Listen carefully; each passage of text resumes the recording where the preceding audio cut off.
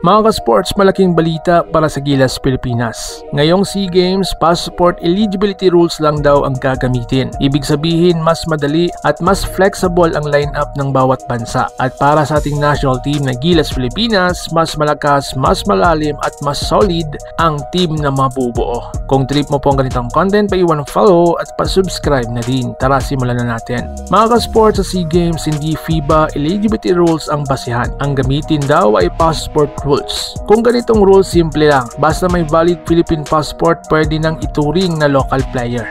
Hindi na kailangan makuha ito bago mag 16 years old kagaya ng FIBA.